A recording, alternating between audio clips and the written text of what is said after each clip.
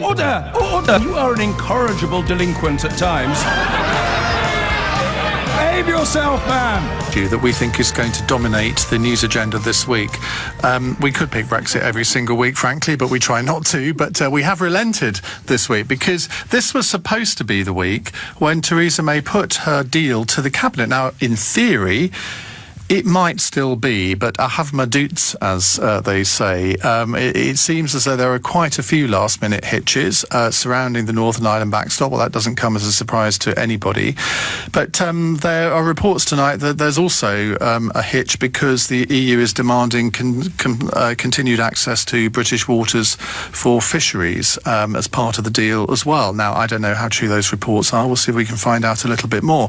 Well, Theresa May, it may be while we're on air in the programme tonight, she's making a big foreign policy speech to the City of London at Guildhall. Do you remember in 1990, that's what Margaret Thatcher did, and 10 days later she was gone. She was dressed like Elizabeth I. She was dressed like she was. I thought it was marvellous, to be honest. But I don't know whether that history is going to repeat itself, and in 10 days' time she might be gone. But I do think that she is yet again under a lot of political pressure. By the way, that voice you heard there was Andrew Adonis. I'll introduce my panel properly in a moment. But there is so much to debate over the next hour, not least, can she get a deal? If she gets a deal, what kind of deal would it be? Is her cabinet going to accept that deal? Would Parliament accept that deal?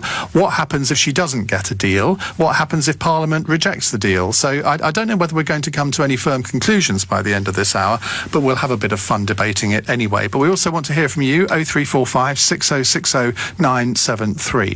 Well, let me introduce our panel, Lord Andrew Adonis, Labour peer and Remainer-in-Chief. I think that's the title I'm going to bestow on you for this evening, Andrew. Iain Dunt is Deputy Remainer-in-Chief. He's editor of politics.co.uk. Is that age or effectiveness that got me the deputy position? And author of Brexit, What the Hell Happens Next? Well, I imagine you've probably written about 10 extra chapters on that over the past 6 months. Kate Hoey is Labour MP for Vauxhall, leading Brexit campaigner, and Suzanne Evans, former Deputy Chairman of UKIP and avid Brexit campaigner. So I think we've got a balanced panel tonight. Whenever I put together a panel like this, people always complain about it. Somebody said earlier, you've got two fascists and two communists, and I couldn't quite put out who was which. I've been described in as an overpaid communist. I'll let you think about that one for a moment. Well, I think I may be overpaid, but I don't think many people could describe you as a communist. Right, where should we start? Let's start with where we think the state of play is. Are we all agreed that it's all a bit of a mess, Kate Hoey? It is, if we end up looking like what it's looking like at the moment, that we're going to be sort of leaving, but not really leaving, and having lots of things that we're still going to be subject to the EU rules and giving them money and all of that. It's not inevitable, though? No, it wasn't inevitable. People didn't vote to have a little bit of leave and a little bit of ins. They voted to leave, and they voted to leave thinking that that meant getting out of the European Union's institutions, stopping paying money.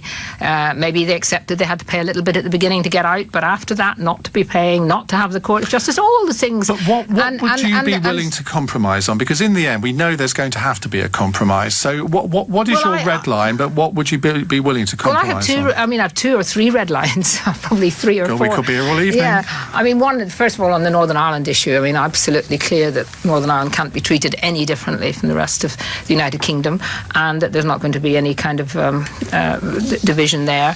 And then I will not accept anything that is allowing the EU to stop us having and making our own trade arrangements.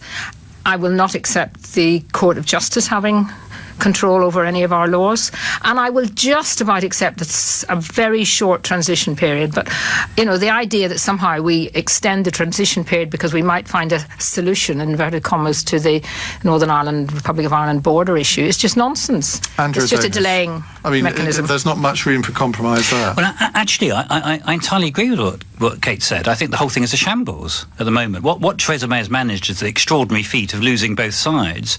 She's lost the Brexiters who think think that this isn't Brexit, and people like me were never going to be conciliated because we think that the right thing to do is to put the deal to the people and give them the option to remain. Now, what's becoming clear, which is a big problem for her, is that the ground that she holds around this thing called checkers, as it was described, is now vanishingly thin. Every time she moves at the moment, someone resigns. So as of now, I don't see where she gets her majority in the House of Commons for this deal. So I think what we're increasingly doing is looking beyond Theresa May. You know, as you said at the beginning, she was supposed to have her deal this week. This is the week where the lady vanishes. I mean, she may be appearing in Guildhall making a great speech, but in terms of the substance of her premiership, it's vanished. So the big discussion, which maybe it starts first on your programme, Iain, is what comes after Theresa May. Now, I know what I'd like to see after Theresa May, which is to call an end to this shambles, have a people's vote, and a general election if the thing completely collapses. But I don't think loads of people voting. Well, hang on, Suzanne. I don't think that the Conservative MPs will vote for an election. Is the problem, because this really is Turkey's voting for Christmas. So I think what we have is a referendum. We put whatever is the best option for leaving, and I'd be very happy for Kate to frame it, because she's at least very clear about it, what it should be. We can have all her red lines in the option for leave. Then we have my option, which is shared, I think, now by millions of people, which is to remain, and then let the people decide what could be more democratic. Right, just to say that you can watch us if you'd like to on Facebook, on the LBC Facebook page and on the LBC Twitter feed. And you got lots of calls coming in already, which is a good sign. 0345 6060 973. We'll come on to the debate about a so-called people's vote or second referendum, call it what you will, in a few moments' time. But Suzanne Evans, you're always seen as the more reasonable face of UKIP. Are you able to tell us what you might compromise on? Well, I certainly can't compromise on the deal that Theresa May, that we think the deal is that she's going to put on the table. I mean, I can't get my head around the woman. I really can't, Iain. She had the whole country behind her. She had most of her party behind her. When did she have the whole country behind her? Well, I think after her Lancaster House speech, I think that came across as being a reasonable position to take, some reasonable red lines onto which to base a deal with the European Union. And she's just, instead of actually sticking to those red lines, she's put a red line herself through every single one of them. So the answer to your question, can Theresa May get a deal? Yeah, of course she can get a deal. Question is, can she get a good deal that isn't going to keep us tied as a vassal state forever? Well, what is there to compromise on, to be honest? What is there to compromise? What should we be compromising in any negotiation, particularly when they know that she's only got 52% of the people backing her? Well, I think she's got in more any than that negotiation, now. you know that there is going to be a bit of give and take. You can laugh. Iain's laughing. Gosh, but honestly, he'll have his turn. Yeah, I know, but you know, every Remainer, not every Remainer, but a lot of Remainers I speak to now actually just want to get on with it. They just want to get out, and they have also seen now what the EU is really, really like. They've seen Guy Verhofstadt, Jean-Claude Juncker, Macron this week saying, yeah, we're going to have that EU army. This EU army that we were told was a myth, was pie in the sky, was a complete load of nonsense, and us Brexiteers had made it all up. They've started to actually do it now. You know, if we did stay in now, where would we be? We'd have to join the euro. We'd lose our veto on Schengen and the euro. We would be absolutely under the thumb of the EU forever and eternity, and we'd be the laughing stock of the world. We have to go on and we have to go forward. And for me, if that means no deal, well, I think actually no deal is looking a hell of a lot better than Theresa May's sellout deal. I think it's looking much more likely now than maybe it has done for quite a long time. I always thought that if she got a deal, it would be quite a brave Conservative MP to go and vote against it. But you listen to Kate Hoey, who's obviously not a Conservative MP, is a Labour MP. You listen to Suzanne, and if they're typical of a lot of the views of the European Research Group, which I suspect they are, the prospect for any deal getting through Parliament, Iain Dunt, is getting remoter by the day, I would say. It's not where the good money is right now. So I think, we're probably looking at about 60 sort of Brexit Tory MPs who are against it. There was about sort of 12 figures on the moderate wing of the Conservative Party that we thought, you know what, might actually vote against it. People like sort of Dominic Greaves and sort of Nicky Morgan. I thought when I looked at Joe Johnson's letter last Friday, I thought that's going to really stiffen the spines of those guys, and I now expect them to be voting against it. I also think having so many Brexiters say so publicly, people like Boris Johnson, and sort of perfect Brexit credentials, that they're going to vote against it, actually suggests that more fluctuating Labour MPs who might be tempted to vote Leave would leave constituencies are now more likely to vote against the deal. They'll feel a little bit more confident, like they've got a little bit of cover there. So right now, I have to say, looking at it, you'd have to be a pretty brave gambler to put your money on May getting that deal through.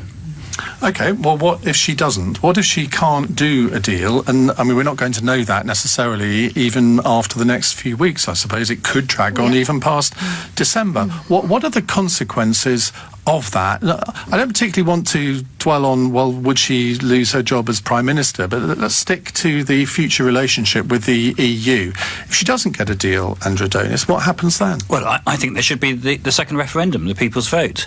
And we should, whatever is the best offer that the people who want to leave can put. And I'd be very happy for those who support Leave to put their heads together and put their best plan together, which I think would be terrible. I mean, it would trash our trade, would affect the rights of EU people to move between countries and things of that kind. I think it'd be very bad, but it would be there.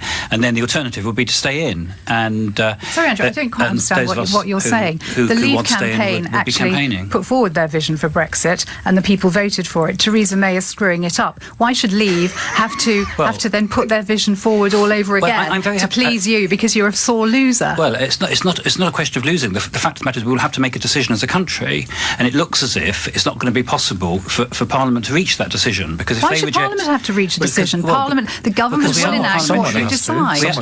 We are a parliamentary democracy. Nothing has already voted passed a motion 3 times, which gave over its mandate to the people on this issue, and the people voted to leave. Andrew. With respect. And the problem, Andrew, with some of the things that you're saying, it's being listened to with glee in the European Union, who actually now seeing it as a way. Well, actually, we don't need to compromise too much, because there's all those people in England who actually seem to be more patriotic to the EU than they are to their own country. Accountability for your actions, I'm sorry, and that's not quite acceptable what you've just said. When you do that in a rather subtle way, you start to suggest that Remainers and those who are critical of Brexit are somehow not patriotic towards their country, and that they are in line with a foreign power as it tries to wreak its way. Now, that is not really a very fair. It's perfectly possible to conduct yourself over the course of this debate without going. What did I say before we went on air? That if you all talk over each other, no one can hear what you're saying. Iain Dunt. So if you conduct yourself that way, it's very difficult for us to have a reasoned debate. What you have in this, and I do not question the patriotism of Leavers, I never do,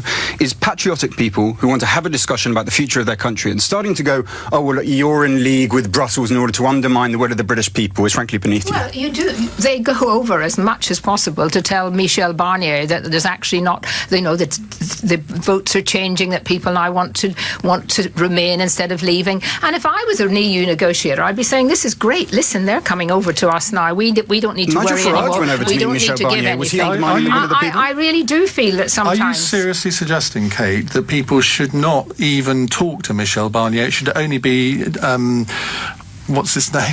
Dominic Raab that does. No. He discovered France last week. Do you remember he discovered that Calais existed? That's the one. I think it's quite legitimate. A lot of the select committees have gone over. The Northern Ireland Select Committee went over. The EU Scrutiny Committee, all of them have gone over. I think that's very different. Should Keir Starmer not be going over? Yes, if Keir Starmer, but so Keir Starmer is not. Who shouldn't then? Keir Starmer is not the leader of the. I think Kate thinks. I'm talking about the Tony Blairs of this world. I think Kate thinks she should issue. Kate thinks she should issue visas. And clearly, I'm not allowed to have a visa. But I give you one, Lord. Oh, that's good. So I'm allowed to have. But the key point on this, though, is that to say that there was this vote 2 years ago and therefore there's nothing else to be decided is, of course, a nonsense. There are 101 things that need to be decided. How much are we going to pay as our exit fee? What is going to happen to the rights of EU residents here? What is going to happen to our trade and the customs tariffs? What is going to happen to the Irish border? It's not good enough for Kate to say it was all decided 2 years ago. Nothing was decided 2 years ago because there was not a proposition on the table. And somebody has to decide what the terms are of leaving or not leaving, and that's what's happening at the moment. Well, it's all kicking off here in the studio. We're going to come to your calls in a moment as well. And I do want to stick to, what happens now?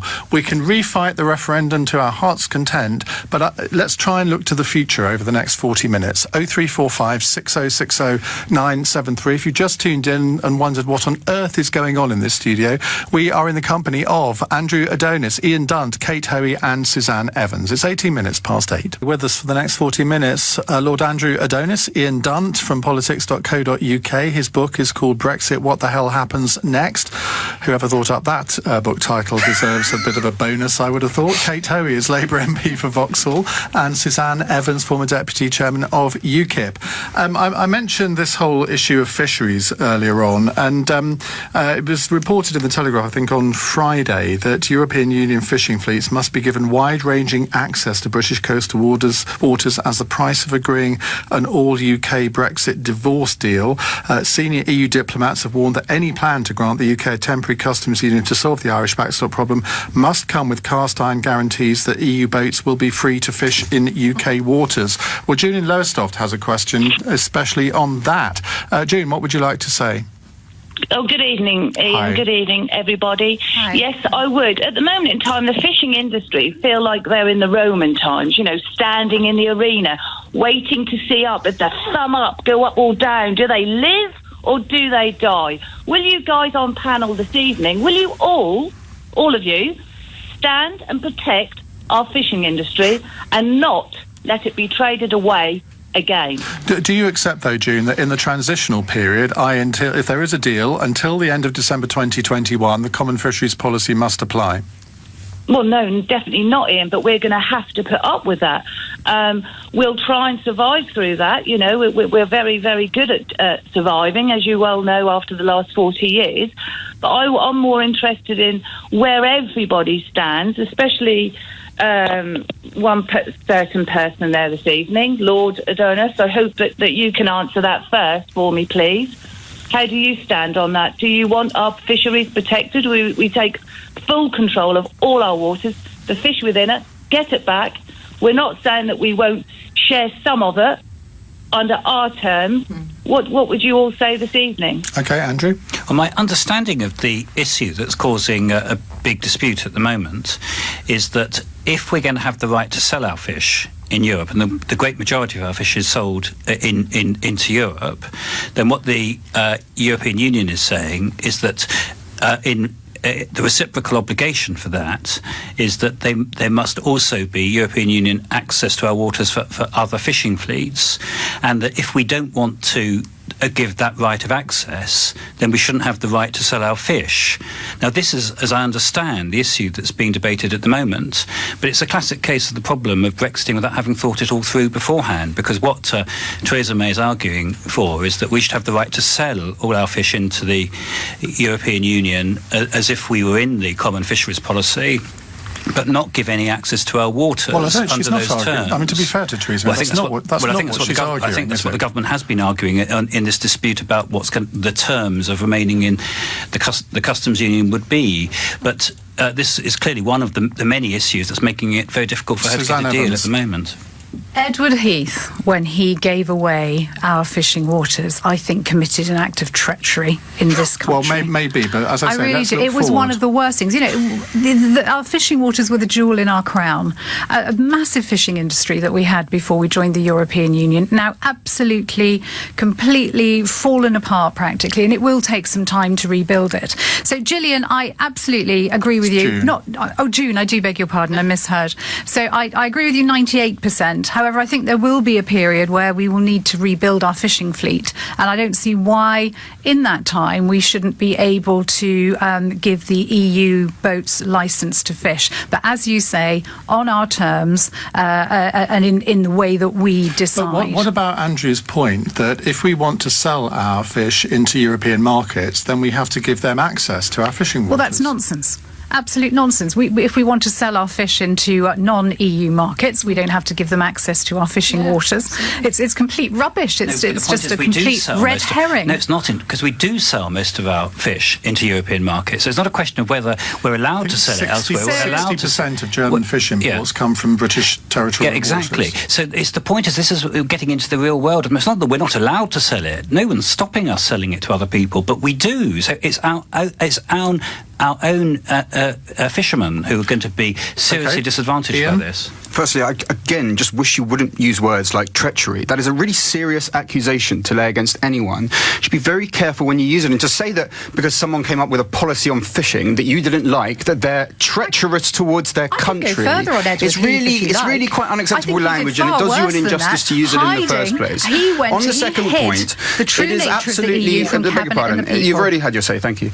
It's absolutely the case that whenever we deal with goods like this, the way that we trade, there are compromises that we have to make, even outside of everything, even outside of the customs union. You'll find the way that Norway does on a yearly basis, has to get together with the EU, they have discussions, and they try to organise the way things work.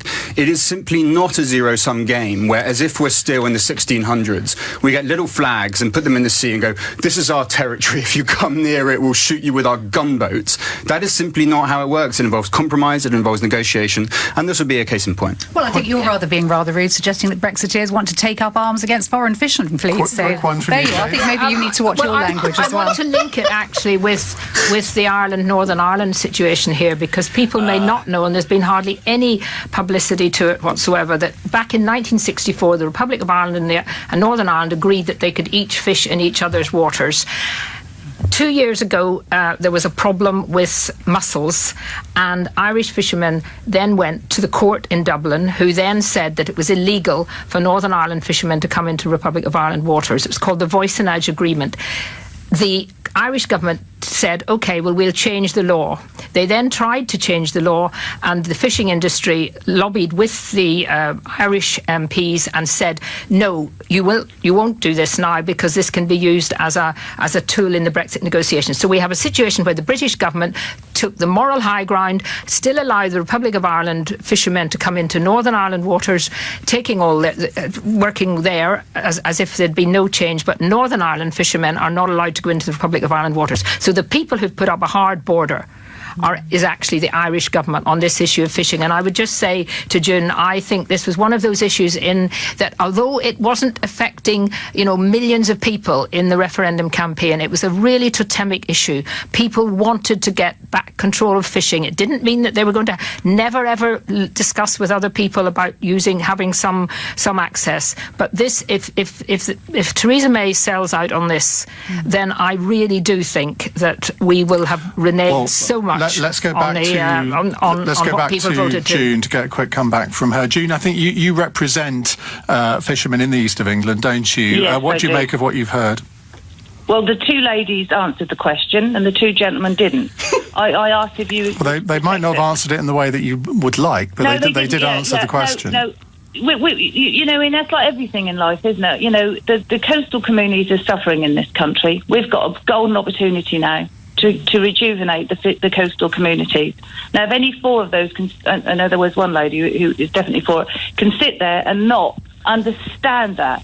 It's as simple as a pimple. So we all know. So you think there's a huge opportunity to expand the fishing industry over the long term, do you? Well, that's worth millions. All I ever get, Iain, when I call up LBC, I'll always get a smart ass who'll turn around and say, oh, but the GDP is only worth this. It's only worth that because we allowed it. We're sitting on a gold mine of herring. Now, I will sell that herring once we can catch it to China. I sell whelk to Korea. The EU needs that fish. China is... Well, there we are, June, official proof that there is somebody who listens to LBC that can run a whelk stall. Yes. Well done, June. Well done. Thank you very much indeed for your call. We'll come to more of your calls in a moment. Let's try and stick to maybe the broader picture of what is going to happen over the next few months, maybe the next few years, because I suspect that if I'm still here in 5 years' time, this will still be a hot subject for debate. 0345 6060973. I'll be over 60 then. Andrew Adonis is here, so will he be. Iain Dunt, Kate Hoey and Suzanne Evans will be here with me until 9. When I do CNN Talk 3 days a week, we are still on Facebook during the commercial breaks, and I do wish that LBC had that practice as well, because you would have found the exchanges in the last few minutes quite entertaining. We are in the company of Andrew Adonis, Iain Dunt from politics.co.uk, Kate Hoey, Labour MP, and Suzanne Evans, former Deputy Chairman of UKIP. Iain Dunt, I can't resist this. Apparently you tweeted in May 2014 the idea any left-winger could support the EU is a constant source of bafflement for me. Yeah. You said since Maastricht, the EU has been a vehicle for privatisation and unfettered markets, and an undemocratic one at that, and yet you're now its main defender. I don't think I'm its main defender. Well, in fact, I think Mr. Adonis, apparently I'm the deputy. You're the deputy. So yeah. no, and look, I consider myself still a Eurosceptic. I don't stand up to that second tweet where I was really quite simplistic on privatisation. It's actually much, much more complicated than that, and state aid rules are far more complicated. I do stand up to Euroscepticism, and one of the things that saddens me is to see the end of Euroscepticism in this country and replaced with a kind of Europhobia of the type that we see now. So my entire life, I heard that the problem with Europe was the politics, and that what we liked was the common market or the single market, etc. Now, if you say that you believe in the single market, and this is only 3 years since that view was quite commonly held, you are somehow told, well, you're a traitor to the country, and you don't believe in the will of the people, and blah, blah, blah. And that's because a sort of self-perpetuating hysteria, a kind of mania of extremism, has built up around Brexit in the way that it does around things that are very, very hard to do, would take a long time, and in fact are not approached with that kind of seriousness. Do you regard Suzanne and Kate as extremists? I regard the propositions that we are hearing at the moment as the most extreme that have ever been put in British mainstream society. So when we talk about no deal, for instance, no deal is considered by any economist, any credible economist, and anyone with understanding of trade to be something that would cause devastating damage to this country. We have never heard any proposal of that type being put by mainstream politicians with an idea that we would impoverish the people of this country. Now, it is pretty common currency and is said very, very regularly indeed, and that situation should concern all of us very much indeed. Aren't you being extremist in that use of language? Because if you look at a lot of the economic studies that have been done on this, there's one, I can't remember where it was from, but it was in the press a few months ago, saying that if we had no deal, GDP would be about 7% lower than it would have been otherwise. It would still have grown, but it would just be lower. That's not impoverishing. Okay, so let's put it this way. So we have a system with agricultural produce, which is basically certification in the EU. The reason for that is basically if right now there's a kid having a hamburger that is later shown to have disease, we need to find out where that meat came from, where it was produced, where it was transported. So anything that comes from outside of the EU must be certified. The day after no deal, you've got no certification arrangements. Okay, that is the end for your agricultural exports to your major agricultural export destination. But nobody's suggesting that we should sort of abandon all the animal certification. No. We don't have the body to say that we have the certification that the EU would therefore take the product. Well, we do. It's exactly the same one as we do now. No. That is incorrect. When you certify agricultural goods for export in the abattoir with an independent veterinary presence, in transport and at the border, that is a third-party certification that you are using. It's not one for internal EU members, as we have been for the last 40 years. Under those criteria, and this is not challenged by any expert in agriculture or in trade, there are no further agricultural exports from the UK until we have set up those things. Now, don't ask me, the government itself in its own impact position statements has said exactly this, and it is unsaid by all experts. That, to me, killing British agriculture exports is an extreme proposition. If we don't think so, we're in a very strange place. Absolute load of nonsense. I mean, it's which exactly part? the same. All of it. No, it's which part specifically? Absolutely which everything. Part specifically From the moment is you wrong? open to your mouth to the moment I hope you'll shut it in 2 minutes so I can actually have my say. Which part specifically is wrong in what I just said? You're talking about the fact on Facebook, you should be. that there is a bad economic case right through to this nonsense about certification. The same people going to be doing the same thing. All we do in the event of no deal is we import the entire body of EU law into British law so we can carry on working in exactly the same way as before until such time that we can go through all that law and decide what we want to keep and what we don't know. But this, I'm sick to death of this. This no deal is a cliff edge. Yeah. It's going to be a disaster. It's simply not true. In terms of trade, HMRC... You don't know that it's not true. You believe it won't be true. I believe it won't be true because of the evidence, because of the facts. The facts that actually only 8% of British companies export to the EU anyway. Exactly. So 92% of companies in this country are not going to be even remotely affected by it. Well, they might be by the supply chain. Well, they might be by the supply chain. The fact that even if we trade under World Trade Organization rules, we'll get a 10.7 billion payback from our tariff income, which will go into our economy. We'll get 7.1 billion. They're from the government's own Can we figures. just address this thing on the certification? Figures, and I'm very sorry about that. You cannot simply invent a body that is going to do certification which doesn't currently exist. But it does already exist. No, we are not a third party to the EU. It's the same people after who are employed in so under the EU's own legal basis, it would not be able to take that produce. And to suggest otherwise is very strange indeed. We could get very bogged down in certification, but I want to take a call. If you're not watching on Facebook or Twitter, why not? Because this is highly entertaining stuff. The body language here is something. For you, maybe. I'm finding it really quite painful having to listen to this. Exactly. Stand up. Milan is in Chiswick. Hello, Milan. Good evening. My question's about the border with the Republic of Ireland. As I understand it, if there's no agreement, then there's no withdrawal agreement, and then there's no transition period. Because you cannot have complete independence from the EU, as well as continued frictionless trade with the EU, there are only 3 options to avoid a hard border. 1, stay in a single market and customs union. 2, you be in regulatory alignment, whatever that means. And 3, Northern Ireland being in regulatory alignment. Which one of those 3 options would the panel go for? Kate Hoey. Well, none of them, because there's absolutely no need to have a hard border. And if you mean by hard border, big structures, lights, all the kind of things that were only there to stop the IRA bringing over and being terrorists coming over and killing policemen and soldiers. There's absolutely no reason for that. But let's not forget, the Republic of Ireland is already another country. It has a different excise duties, it has different VAT rates, it has a different currency, it's got security at the moment on the border, there are cameras all around the border. The way now that we can do it, there's no problem with people and with trade, because most of the trade is going back and forward. Most of the trade is regular trade that's going from Northern Ireland to the Republic, back again to Northern Ireland. There's absolutely no reason, with all the technology that's are there, that we can't actually make that work. The only reason we're not talking about making it work at the moment is because the Irish government decided that that was actually a very good way of working with the EU to actually make it as difficult as possible. There are technological reasons, ways are there, and the head of VAT, the head of customs in the Republic and in the UK have both said that that could work with goodwill. Can you name a single customs border in the world or in the history of mankind that operates according to the rules that you've just described?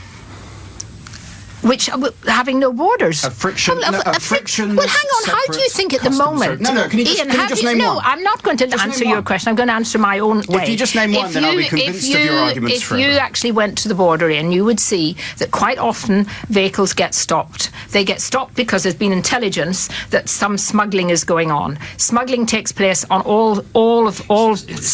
all sorts of ways across the border, and there's absolutely no reason why the same technological solutions of being able to do it in advance, to have the same the cameras recognising the traders that go back and forward. There's only 4.5 months to go, isn't there? There can't be the preparations. But before this Taoiseach, Varadkar came in, Enda Kenny had already got his officials working to look at solutions. Varadkar came in, and for his own reasons, partly because I think he wants to be an EU commissioner, he is now saying... So it's all the fault of the Irish. No, seriously. He stopped those officials meeting.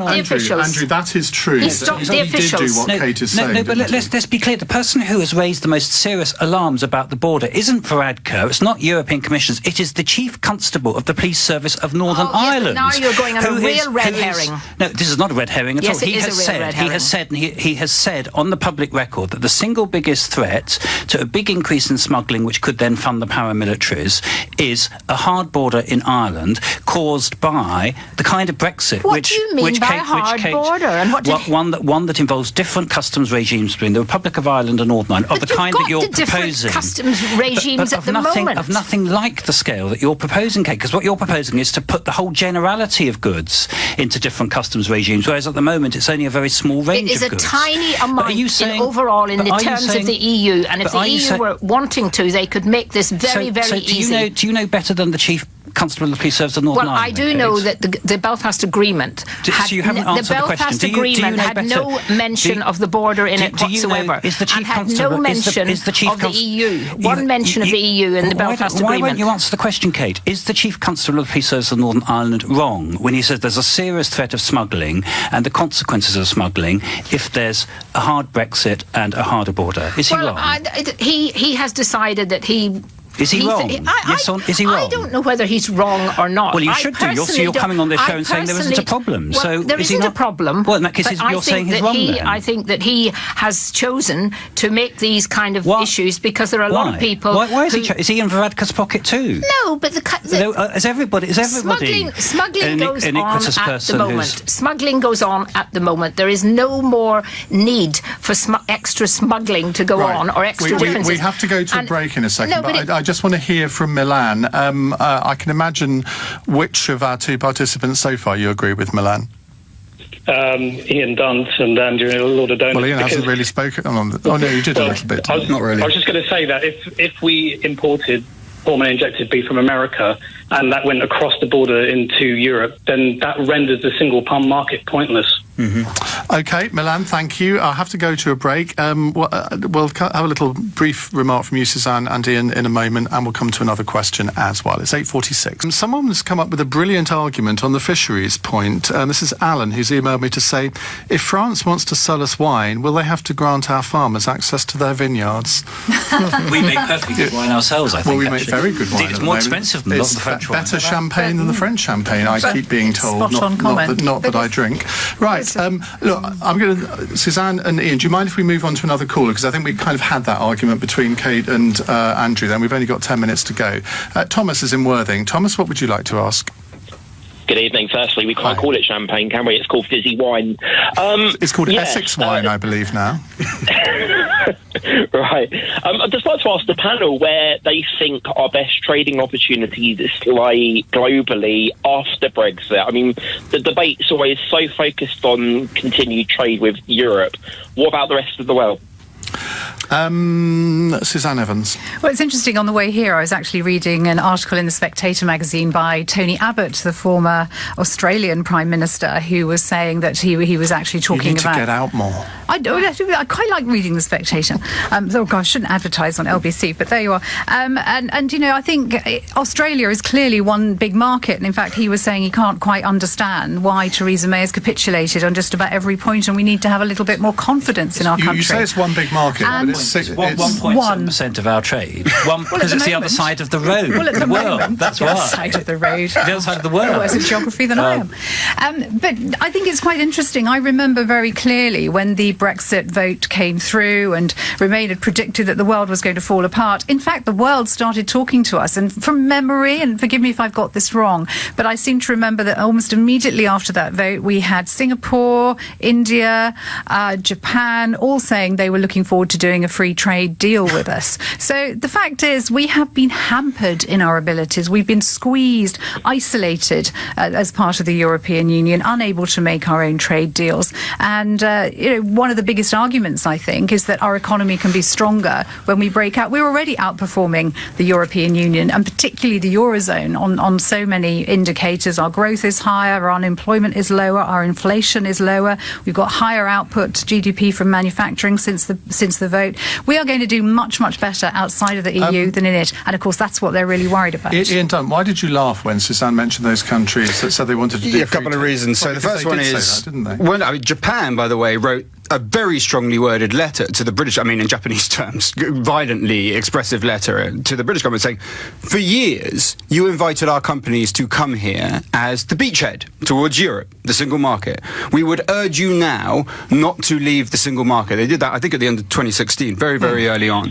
Australia... But since then, the Japanese Prime Minister's made it very clear he wants a free trade agreement on day one. No country is ever going to say, we rule out a free trade agreement with you. every single country that has been approached by Britain has said, let's just see how things work out with you in the EU. Now, you look at what Australia is doing right now. Take all the warm words you like from the actual politicians. It is launching an official complaint against the British tariff rate quotas, which is an incredibly complicated thing, and the WTO, where we try to separate our tariffs from the EU. That is where the action takes place on trade. Now, it is very easy for us to say we want a good deal with Australia, we want a good deal with New Zealand, etc. One of the truths of trade, and it has not changed, we thought it would change because of the internet, because of the advent of services, is actually that the further away you get two countries, the harder it is to do trade with them. And that's for a variety of reasons, but it's certainly something that's stuck with us. Now, in British terms, our only options are to say, look, we're going to open up ourselves to you in goods, and that's in two ways. We'll do it by tariffs, we'll reduce our tariffs, especially on agricultural goods, and we'll also reduce our regulations to make it easier for you to send goods to us. And in exchange, we want penetration of our financial services. That is what Britain is. It is a services economy, heavily dependent on financial services. Now, it doesn't matter what anyone tells you, that is the basis that a British trade deal will take place.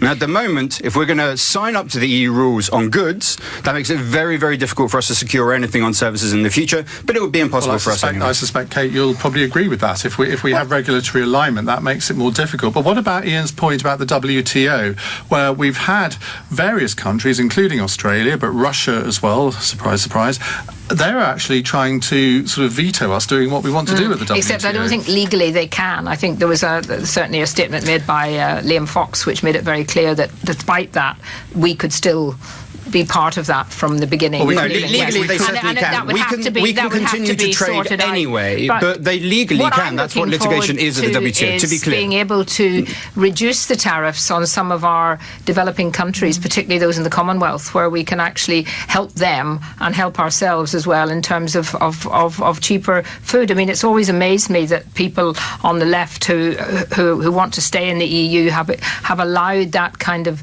cartel that we have treated those countries in the way we have. But, you know, there's lots and lots of opportunities to trade.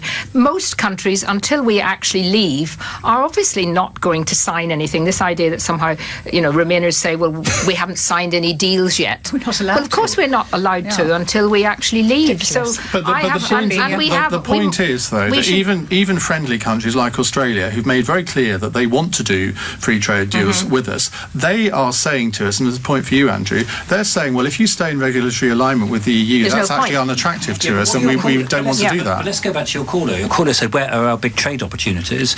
Our big trade opportunities are in Europe because they're our neighbours. But it's going down every year, what we trade with the EU. Ian, the value of our trade with the EU dwarfs that of any other country, but by miles. And when EU, well, but it's going down every year. The point that Iain made is the fundamental point which is at stake here. The golden rule of trade economics is that trade halves as distance doubles. The reason we have more trade with the Republic of Ireland than we have with China is because the Republic of Ireland is on our doorstep and China is a long way away. When Suzanne said we have these fantastic opportunities with Australia because she's been reading about them in the Spectator because the former Prime Minister of Australia had been saying how wonderful they were, and of course he would because that's his job. The fundamental point is that Australia is on the other side of the world. So we might get the trade up from 1.7% to 2 point something, and that's great, and we want more of that. But it is not going to replace trade with Ireland, France, Germany, Italy, the Netherlands, because these are all the countries closest to us, and that's what we should be protecting above all, because if we sacrifice that, we will make ourselves a great deal poorer, and it's not going to be compensated for by Australia. Well, because you're proposing, Kate, to erect tariff barriers against them. That's why. I'm not. I'm proposing that the EU gets some common sense and actually has a proper trade agreement with us. But the point is, are you really saying that all these people who sell us things, the Germans, aren't going to sell us anything anymore? Kate's position is completely incoherent. She was saying a moment ago that she doesn't want an elaborate agreement leaving the EU. If there's no agreement... I didn't say that. I said if they won't give us a free trade agreement, then we can simply say, sorry, we're going to walk away. There is another alternative. Which means tariffs of 10% on large ranges of our goods and much less trade. Maximum average of 5.2%. Well, it means I said 10% on a lot of goods. Remain's own figures during the referendum campaign was that the maximum amount of trade we'd lose with the EU is 5.2%. But you're happy with losing trade. But Suzanne, you're happy with losing trade, aren't you? So that makes people poorer. We buy less from the European Union. British companies are the ones who are going to benefit. The trouble that you have to worry about is not really tariffs, it's actually regulations. And the truth is, you guys want to take back control, which means you want to have different regulations. As soon as you have different regulations, it means you have checks on the border. Because in any scenario, when a country says, we are now... Excuse me one moment, I'm now talking. When a country says that we are going to have laws, let's say, for instance, on the sort of components of noble gases in car headlights or the electricity systems in a car, one of the things it needs to do is to check that goods coming into the territory apply by those laws. Now, if you want to have different laws, you're going to have checks on the border. And if you have checks on the border, you're going to have less trade. Now, you can say whatever you like about that, but that is a fact, and you are at some point going to have to come to terms with it. This is a fact that I totally accept. And the fact is, if we want to export to America, we have to abide by American regulations. Countries are used to doing this. Businesses are doing we're not talking about abiding by, we're talking about sharing, which are two very different things. And you call yourself I would like to try and make it as simple for you as humanly possible, but you're making it very difficult. I'd like to say, it seems to me there is no Brexit patronising. What a patronising person. There is no Brexit problem that Iain Dunt doesn't want made worse. And can't make worse. Very and strange, that is your problem, that you just don't want it to work. It's true. I just strange little weather dances to encourage the things that you have done to our country. Okay, this is getting out of control. You need to just relax a bit. We've only got one more. We're all relaxed. We've got 1 minute to go, and I need sort of almost yes or no answers here. Oh dear. What do you think the percentage chance of us actually leaving the EU on the 29th of March next year is? Kate? Or we were leaving on the 29th of March.